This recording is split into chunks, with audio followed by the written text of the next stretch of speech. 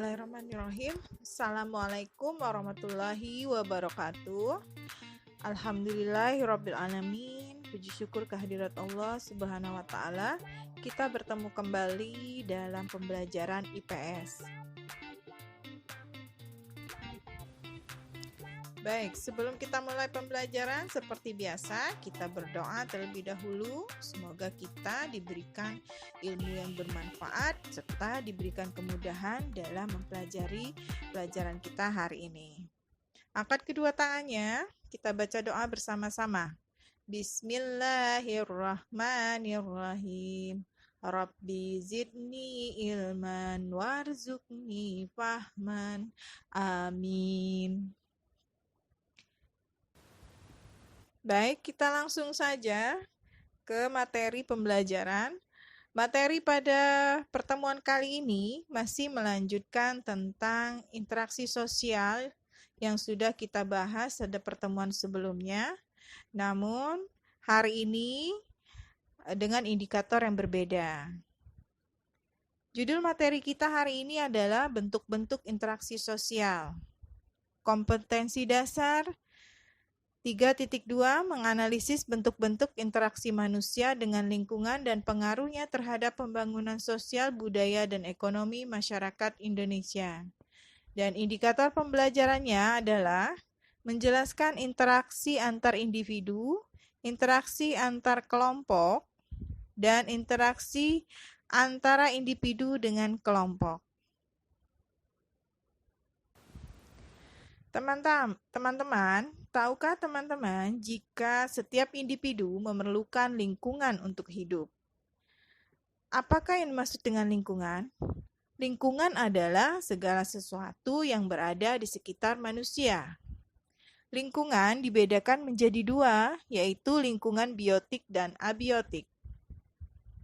Lingkungan biotik adalah semua komponen makhluk hidup di permukaan bumi seperti manusia, hewan, dan tumbuhan.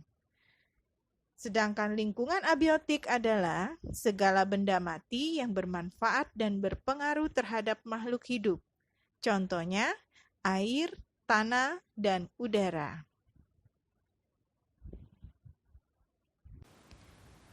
Segala kesatuan ruang, baik benda mati maupun makhluk hidup yang mempengaruhi keberlangsungan kehidupan dan kesejahteraan manusia dan makhluk lainnya disebut lingkungan hidup.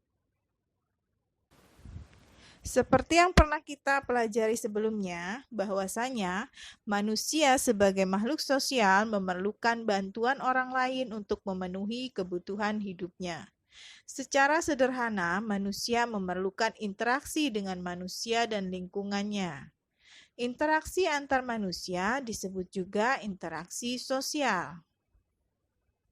Contoh interaksi sosial adalah berbincang, bersalaman, dan jual beli. Sedangkan bentuk-bentuk interaksi sosial yang ada di lingkungan sekitar kita ada 3, yaitu yang pertama, interaksi antar individu, yang kedua, interaksi antar kelompok, dan yang ketiga, interaksi antara individu dan kelompok.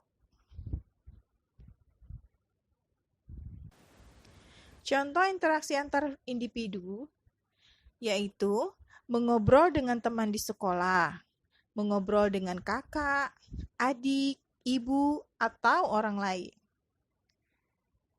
Contoh interaksi antar kelompok yaitu misalnya berdiskusi menyatukan pendapat kelompok yang berbeda.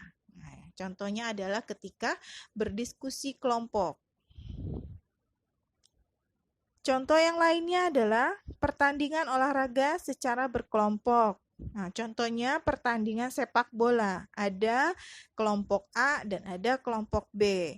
Pertandingan bola voli. Ada tim A, ada tim B. Nah, yang ketiga yaitu contoh interaksi individu dengan kelompok adalah seorang narasumber yang sedang berbicara saat seminar, atau seorang guru yang sedang mengajar di depan kelas.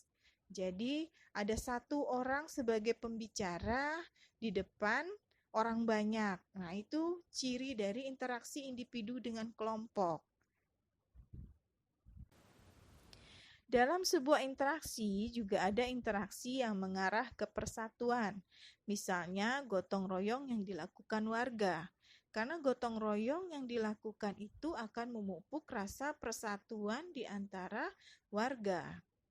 Interaksi sosial sangatlah penting dalam kehidupan bermasyarakat. Jika tidak ada interaksi sosial, manusia akan kesulitan untuk memenuhi kebutuhan hidupnya.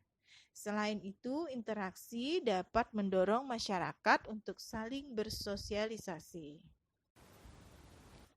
Internalisasi keislaman, materi pembelajaran kita hari ini adalah Quran Surat Al-Hujurat ayat 10 yang artinya sesungguhnya orang-orang mukmin itu bersaudara. Karena itu damaikanlah antara kedua saudaramu yang berselisih dan bertakwalah kepada Allah agar kamu mendapat rahmat. Nah, tadi di pembelajaran kita sudah ketahui tujuan dari interaksi sosial adalah agar kita mudah untuk memenuhi kebutuhan hidup kita. Karena sesungguhnya manusia itu tidak bisa hidup sendirian, karena manusia adalah makhluk sosial.